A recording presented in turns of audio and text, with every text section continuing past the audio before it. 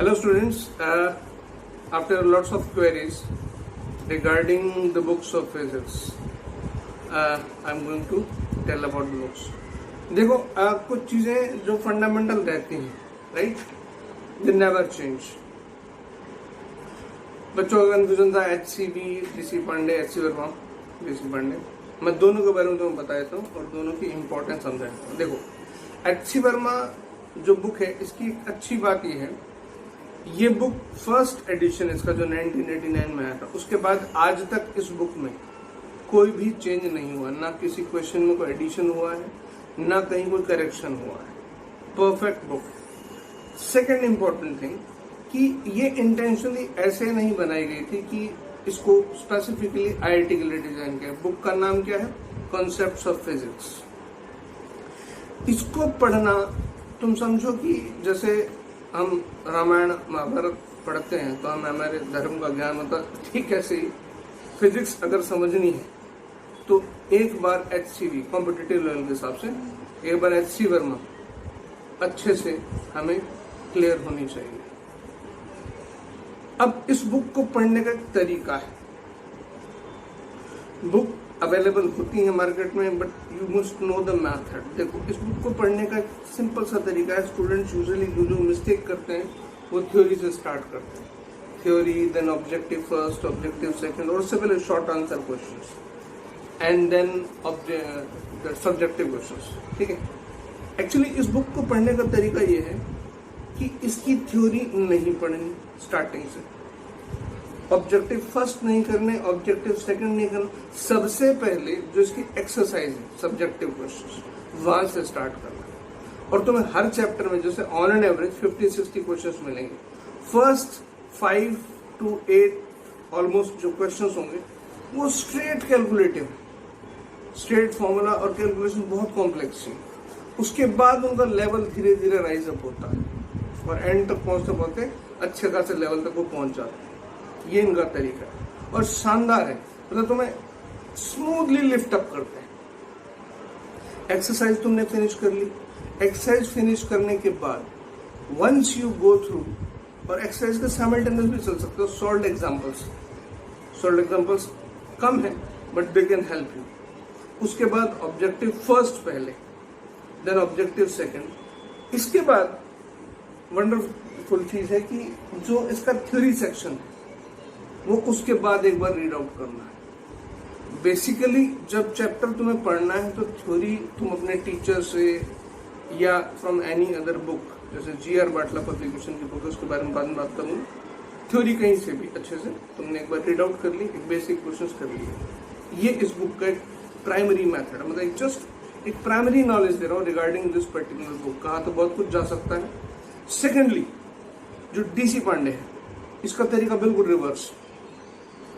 इसमें कोई भी चैप्टर जब तुमने पढ़ना है तो फर्स्ट पेज, फर्स्ट लाइन, बिल्कुल लाइन से पढ़ते चलना है, कुछ भी मिस नहीं करना. एवरी वर्ड, जैसे तुम थ्योरी पढ़ते जा रहे हो, अब थ्योरी पढ़ते जाओगे थोड़े से, उसके बाद एक इंट्रोडक्टरी एक्सरसाइज आती है, कुछ एक सॉल्व एग्जांपल आते हैं तो उसके बाद इंट्रोडक्टरी एक्सरसाइज आती है, अनसॉल्व क्वेश्चंस. और अब तो बुक्स में पीछे सॉल्यूशंस भी आने लगे हैं, तो सॉल्यूशंस की तुम हेल्प ले सकते हो. लेकिन तरीका इसका from the very beginning, first chapter की फर्स्ट लाइन से बिल्कुल लाइन से पढ़ते चलना, सीक्वेंस में. फिर सॉल्व एक चैप्टर का थ्योरी खत्म होती है, थ्योरी में जो इंट्रोडक्टरी एक्सरसाइज है वो प्रैक्टिस चलती रहती है साथ में. फिर पीछे सॉल्व एग्जाम्पल्स आते हैं और सॉल्व एग्जाम्पल के बाद फिर ऑब्जेक्टिव आते हैं. पहले जो मेन लेवल के, लेवल 1, फिर लेवल 2 आता है जो एडवांस लेवल के. ऑब्जेक्टिव्स, सब्जेक्टिव्स दोनों कैटेगराइज्ड. अच्छा, दोनों बुक्स में एक स्ट्रेट डिफरेंस क्या है? HC वर्मा जो पहले थी 1989 में फर्स्ट एडिशन, वही आज है, कोई चेंज नहीं. क्योंकि वो क्लेम करते ही नहीं कि इसको IIT के लिए लिखा गया, लेकिन इसको समझना है, अगर कॉन्सेप्ट्स ऑफ फिजिक्स समझना है तो this book is fantastic book. और DC पांडे साहब हर साल इस बुक का चेंज करते रहते हैं, इसमें कुछ ना कुछ एडिशन करते रहते हैं, एग्जाम पैटर्न के अकॉर्डिंग चेंज करते रहते हैं. तो in that sense this book is beautiful.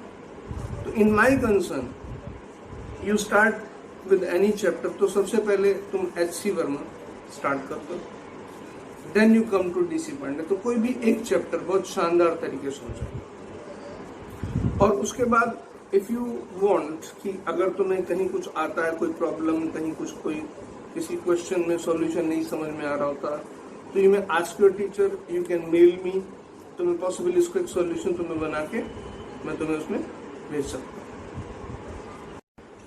अच्छा, सेकेंडली मैथमेटिक्स में बच्चों को बहुत बार कंफ्यूज होते देखा है कि कभी उसमें पर्टिकुलरली स्ट्रीमलाइन बुक नहीं आती।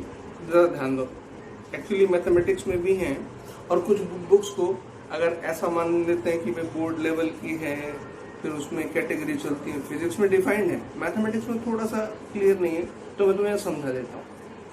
देखो, पहले कॉम्पिटिटिव लेवल पे जा रहा हूं मैं, ठीक है। स्टार्टिंग कहां से करना है, कोई चैप्टर अगर तुम RD शर्मा से सिंपल रीड करते हो, तुम्हारा लेवल अच्छे से हो गया है मैथ्स में, सपोज कोई चैप्टर तुमने पढ़ लिया, अब सेम चैप्टर को RD शर्मा से तुम एक बार अच्छे से पढ़ोगे तो उसमें क्लीन लैंग्वेज है। RD शर्मा की खास बात यह है कि लैंग्वेज एकदम क्लीन है। उसके बाद बच्चों को मैंने जंप करते देखा है, अमिताभ अग्रवाल, अरिहंत पब्लिकेशंस की जो लॉट्स ऑफ बुक्स हैं, अमिताभ अग्रवाल है और SK गोयल है, द मैजिक विद ग्राफ्स, अच्छी किताब है नो डाउट, लेकिन एकदम से जंप नहीं करना। उसमें कैसे करना है, अभी GR बाटला पब्लिकेशंस की जो नई बुक्स अभी लेटेस्ट पिछले 3-4 साल में आई हैं, गौतम कुमार और AK श्रीवास्तव, इन दो लोगों ने लिखी हुई है बुक्स। तुम एल्जेब्रा वाइज, कोऑर्डिनेट वाइज, इस तरह से सेक्शन वाइज भी देख सकते हो, 11th और 12th के हिसाब से देख सकते हो, दोनों तरीके से। आई सपोज, मतलब मेरे जो पढ़ा थिंक कि बेटर इज गौतम कुमार की जो बुक है, दैट इज फैंटास्टिक। उसमें बुक में क्या है, एक थ्योरी है, बीच में सॉल्व एग्जांपल्स हैं, और पीछे DPPs है, ऑब्जेक्टिव क्वेश्चंस है, NCERT लेवल क्वेश्चंस है, दैट इज फैंटास्टिक। उसके बाद तुम आगे जा सकते हो SK गोयल पे। फाइनली ये सब बताने के बाद मेरी ड्यूटी है कि I should be there for help to you. तो definitely for that you will have to subscribe and share my channel like this, so that कि कोई नई इन्फॉर्मेशन मैं तुम्हें दे सकूं, और तुम्हें कोई जरूरत हो तो तुम मुझे मेल कर सको या व्हाट्सएप कर सको। तो need to subscribe, like and share this channel to maximum students so that I can help over all these books, all these contents. तुम्हारे कोई query हो, कोई question हो, तो you can just come to me.